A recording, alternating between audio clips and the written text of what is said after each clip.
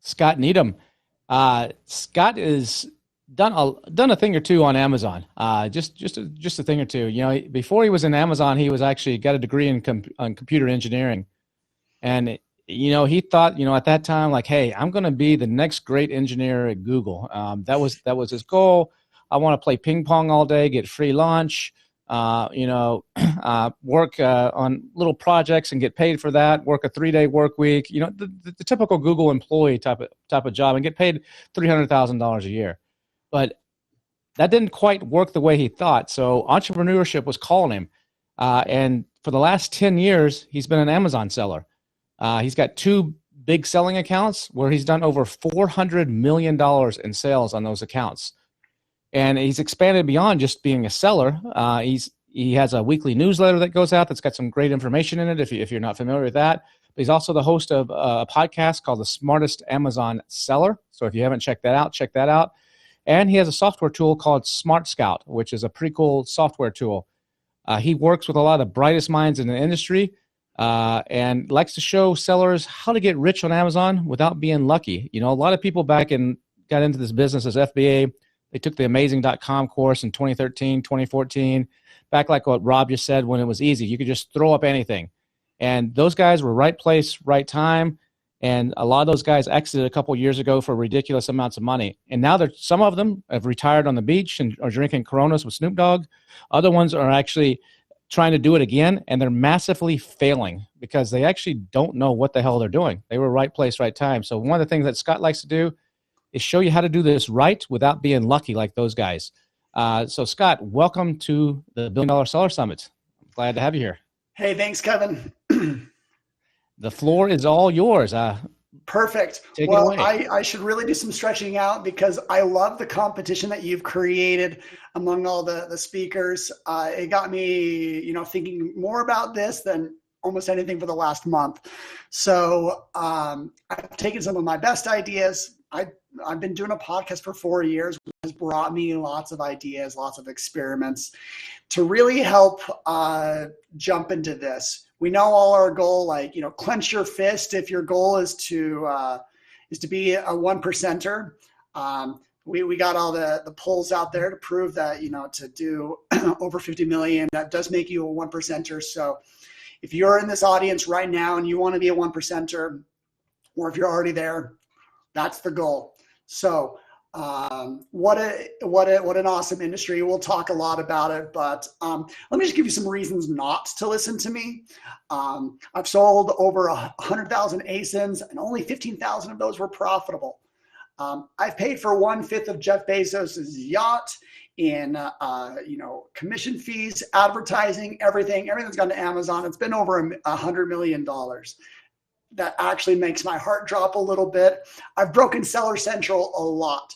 I can't create coupons. Well, I can now. It took them about 2 years to finally get around to fixing their coupon system because I found an angle that I really liked and I launched thousands of coupons. I'll actually go into that a little bit today. And we couldn't run reports for over a month at a time of data. It would break Seller Central. And another reason you shouldn't listen to me, I've destroyed $1 million of inventory in many creative ways, and some of it even last year. And on top of being a seller, I'm just a sleazy service provider. I'm kidding. I like to rib the service providers. Some of the ideas that I'm going to talk about, I can't take full credit for. Read this book. It's actually a free book. This guy's a genius. But it is How to Get Rich Without Being Lucky. And this is a premise. Let's say you're going to start 100 Amazon businesses in your career, or maybe you're going to start 100 today. What we want to try and solve for is to make sure that 99% of your businesses succeed. They become 7-figure businesses. And I think we could appreciate let that sink in, what it means to just not be lucky. That means you understand marketing. That means you understand supply chain. That and you know how to give what customers want. And fortunately, we've chosen an industry, Amazon FBA, where you can do that at scale. Okay, so I'm gonna talk a little bit about some give a little bit of a background. Then we're gonna jump into some specifics of things that I've learned, and so that tomorrow when you're working on your business, you have a few ideas that are new to grow some levers. But first off, we're seeking wealth, not money or status. Wealth is having assets that earn money while you sleep. And at some point, I know when you were learning about Amazon, when you were building your business, this idea of while you sleep, just took off. It's a great business to be in, but that's what we want. We want passive attention for our products.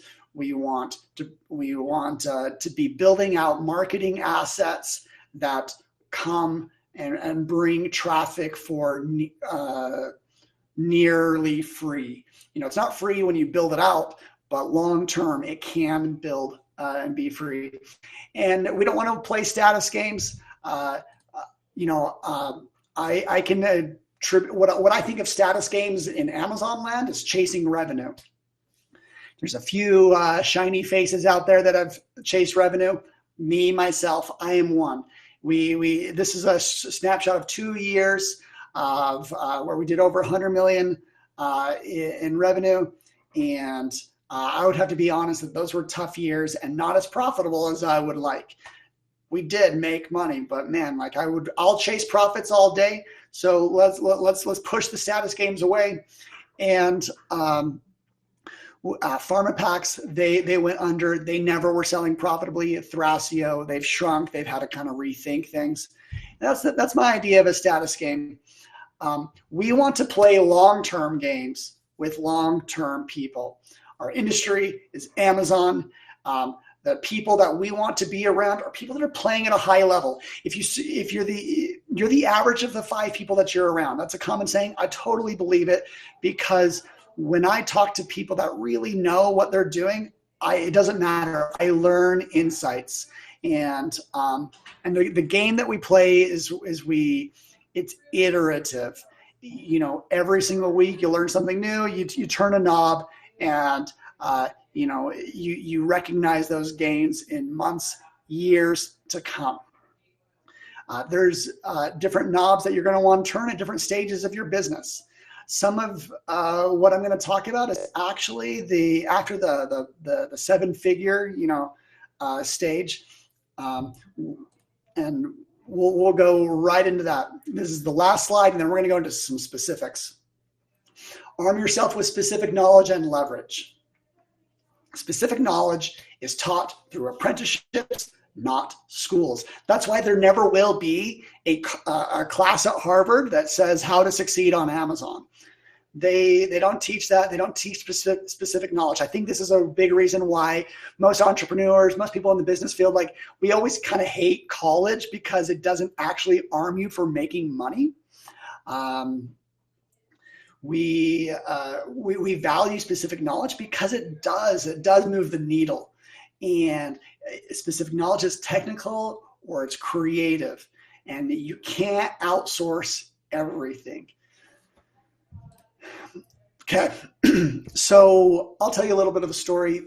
I started a podcast almost 4 years ago. I've brought in over 100 guests. I probably had about 3 of them bringing up lightning deals. I really wanted someone to tell me how to succeed with a lightning deal. I wanted to find people that were, that made it to the front page. Why did they make it? What makes a lightning deal work out and not? Finally, at the end of last year, I finally met with someone, and I took all of his ideas and I kind of made a spreadsheet out of it. And I made this graphic, promoted it with my audience, really just to share. But man, I could spend a lot of time just talking about this one. Lightning deals, they sound very attractive. This is those, cost like $150, and you get like 6 hours or maybe even 24 hours, depending on the time that you do it. But I did a few of them and they just wouldn't work. Maybe I'd get a few sales, but how do you get a lightning deal that ends up just like getting you 1 million impressions? And I found out really one requirement that you have to have. Lightning deals really work well if you have existing traffic. Why? Because lightning deals, to actually make them take off, to be the top tier deals, you have to have existing traffic that just converts like crazy in the first hour and then brings it to the lightning deal page. So if you have a new product, lightning deals will be all right, but it's not going to bring you 1 million impressions. You need a tremendous amount of traffic to get to that, to get to the front page. That's where the 1 million, glance views will be. And so, you take a screenshot of this. You can just Google Smart Scout lightning deals. I did a full post on this, but I want to talk about 2 others on this list and that I found and I started using religiously. First, I'll talk about coupons. Coupons sound like a marketing gimmick. They're anything but that. Amazon gives them their own badge. They give them, the customer has to check it just to get that. Conversion rates go up with coupons across the board. I ran a minimum. Here's the story about when I broke Amazon. Is I would run a coupon on every single product that would, like, after we had it in stock for over 6 months. I just automatically threw a coupon on it. The minimum value, 5%. And when we did that, our sales of our stale inventory doubled. And so this was more effective than lowering prices. That's a really interesting and good thing to know, that coupons do something different than just adjusting the price. People feel like they're finding something of value at a time that works, and it's got that badge, so it increases the click-through. Now, there's another advantage to coupon. Not everyone uses it. Not everyone clicks that little box, and so they don't actually get that coupon, and maybe they felt like it. I've actually done that as a shopper myself, so it's easy for them to do. That makes coupons a little bit less of a discount because a lot of people aren't clicking on them. Then there's one other on this list that I've really enjoyed. For 5 years, I didn't really know how or what to do with Prime Day. I didn't know that they built out this like Prime exclusive discount. I thought Prime Day was all about lightning deals, which take months of planning, months of inventory, tough stuff. But I found a knob the last 2 Prime Days that I'm like, that everyone should do. And that is Prime exclusive discounts. So these are an example of the badges that the products get. This was a screenshot from the Prime Early Access. That was the one that happened in fall last year. But what I love about Prime exclusive discounts, one, they're easy to do, and every product qualifies. All you have to do is have, like, I think about a 20% discount, and you can even do a bulk upload. So if you are one of those, if you're Yoni and you have over 10,000 SKUs, I forgot, was it that high? You can run, you can take a subset of 1,000 and run a Prime exclusive discount. What's great about that is these are very discoverable on the app during that day. People can click a button and just only look at Prime Day deals. I did that as a shopper. So I know people will give you a lot of extra impressions. So it was a no-brainer for some of our products to do this. If you're willing to take 20% ACOS on PPC, why would you not be willing to take 20% on a transaction? So love Prime exclusive discounts, love coupons. I actually am leaning now more towards Prime exclusive. We have found higher conversions, and it finally gives me a strategy where on Prime Day, I feel like I've got something. I usually just do nothing. And then this last year we did it, and we did it especially on all of our stale products, and then a few key ones where we had the inventory to just to do it. And it was great. We finally, got to like 125% above. No, I didn't. I'm being honest. I didn't hit the 3x, or so the 300%. But like, great. Finally, I have a strategy. Okay, number 2, specific knowledge. These are only types of things that you learn if you are with people that are in the game. And in fact, I actually, as I was preparing this, one of the other speakers, Stephen Pope, I emailed him. I'd be like, hey, how do I do this? And then he told me the answer of how to do it. So Google to Amazon, it's a huge search engine. A lot of us, sometimes we get stuck just thinking about Amazon. We know Amazon PPC. We know how to bring traffic. We know our competition, but little do we think that a lot of people, they start their search on Google. And if you can get your products higher ranked on Google, that means relatively inexpensive free traffic. I'm not a Google, I'm not an SEO expert, but boy, I've spent a lot of time on Google SEO for the last year or two. I just typed in yoga mats, and look at this. This is one brand. They're like position number 5, and this is their storefront. We're finding that storefronts, more than anything else right now, are ranking on Google. And so let's do some basic housekeeping. How do you actually help that? Here we go. Yeah, I used a tool that showed me, where's the storefront ranking, Amazon yoga mats, Amazon yoga mat. These are great search terms to be ranking on Google. They're generic, they have high intent, and these storefronts are on the first page of Google. So step number 1 is, your storefront. Your storefront, you have this meta description. I would be willing to bet there's a percentage of people right now with good storefronts that actually overlooked this one key detail. And you want to give a description that is, accurate, but you are talking to a robot, so make sure you use terms that are likely to be correlated with your products. This one is actually a little bit more, I'm just reading this description, it's a little bit more as if this is facing to a customer, not to a robot. I would talk a little bit more about some specific products. And this will at least let Google know, what your product is. And so check this out. We find even for small brands, storefronts do convert. Here's the question that I asked Stephen. I wanted to give him credit, so I put him here in it. Every ASIN has what's known as a canonical URL.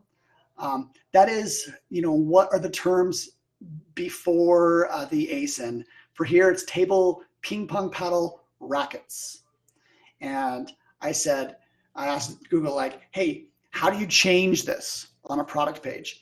If you've never looked at yours, you want to make sure that this is related to where you think people will convert.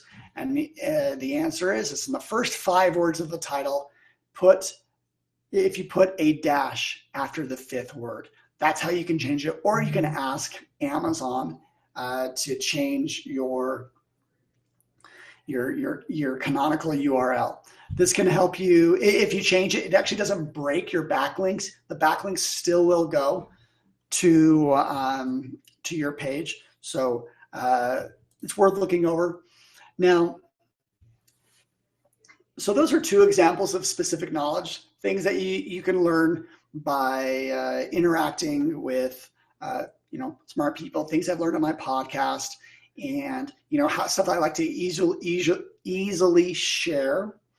But the next thing I wanted to go over is how to leverage things. There's 2 types of leverage that I'm going to talk about. I'm going to spend a little bit more time on media, where you build something once, You build a relationship once, and it can get up to 1 million impressions. I'm going to show you something that's gotten way more than that, 1 million.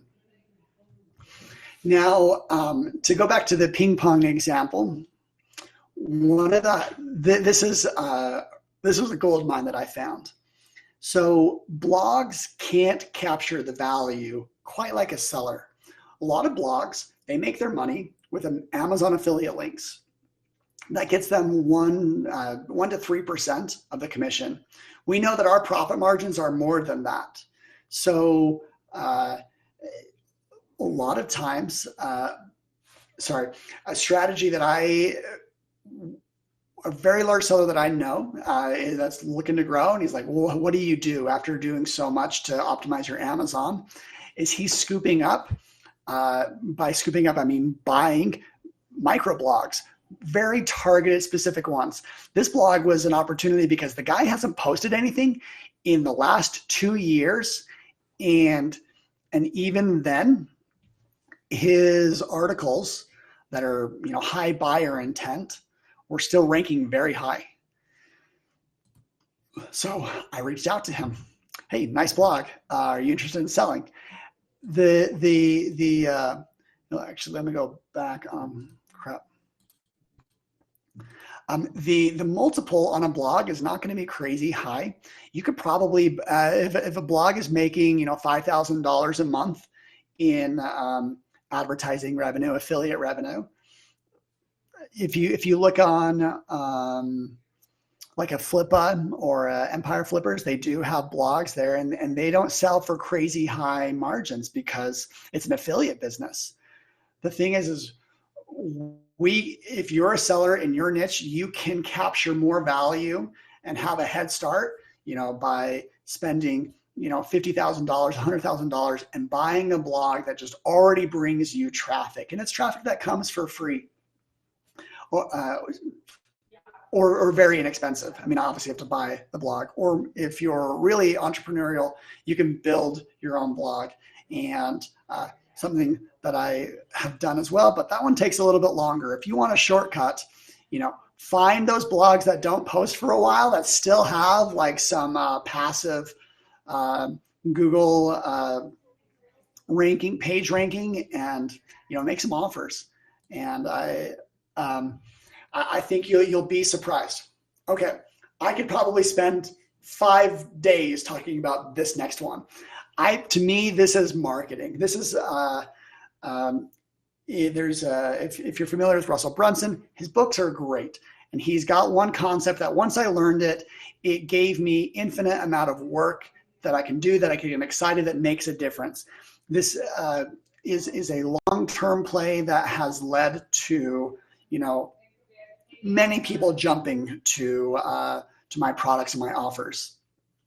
This is called the Dream 100. So if you want to build residual value, people coming to your product, you got to find out where they congregate. If someone is playing ping pong a lot, where do they go? Is there a Reddit that they go to? Are there blogs? Are there influencers? Are there professionals?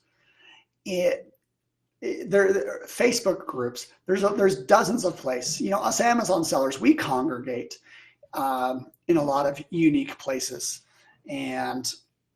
but there are likely dozens, but usually up to 100 or more of people that are like they're influencers, they're the professionals, they're the blog writers, they're podcast hosts.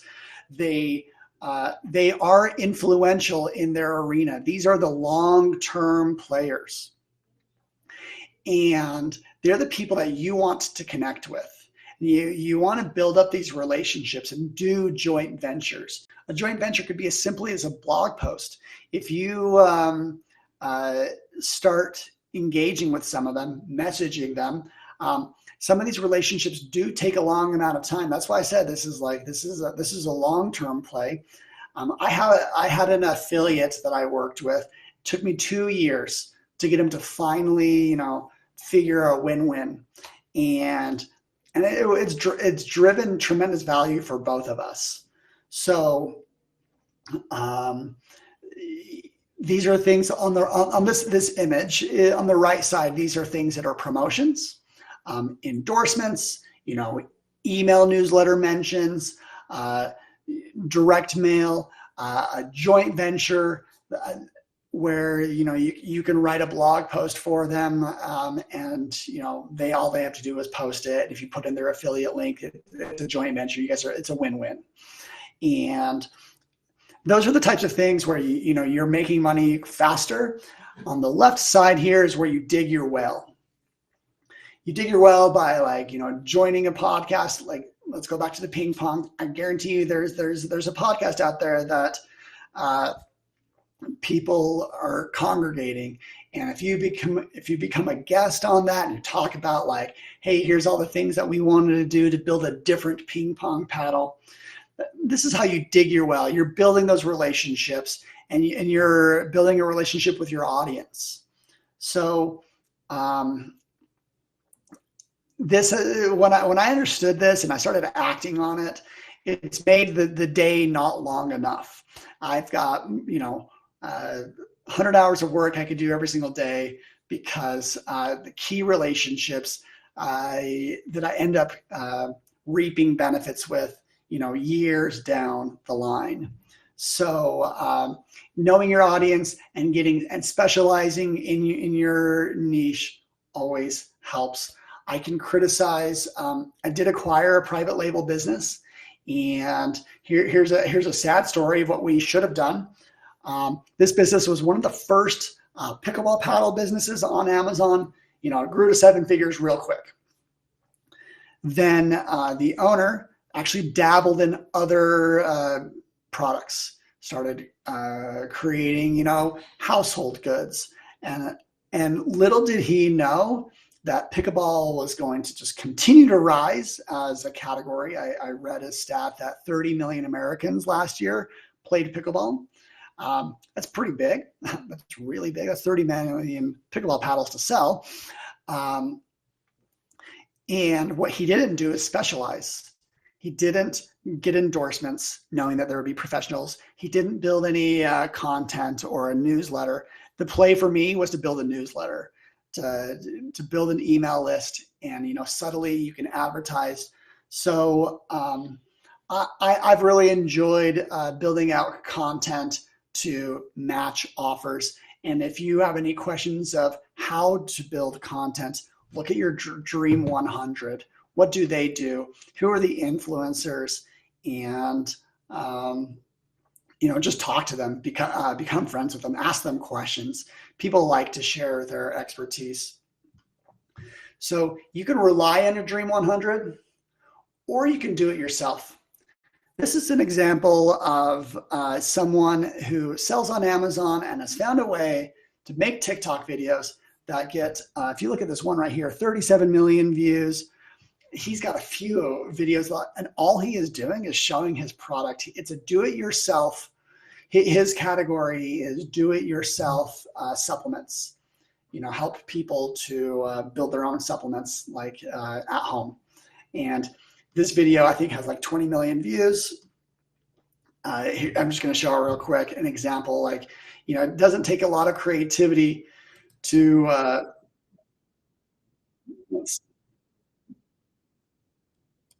so he is just showing how do these capsules digest in your stomach. People wanted to see it, and I'm sure it took him less than 2 hours to make that video. So with the content game, you get the more you create, the better you get. If you have resources, you can build a team that scales this, and you just capture attention of customers. This brand, it's just a brand. They have 1 million followers on TikTok, and it's kind of a well that they can keep digging on. All right. So I'm not going to jump in a lot of this, but it is another form of leverage. We talk about media. These are new forms of leverage that are only available in the internet era, and that's media and code.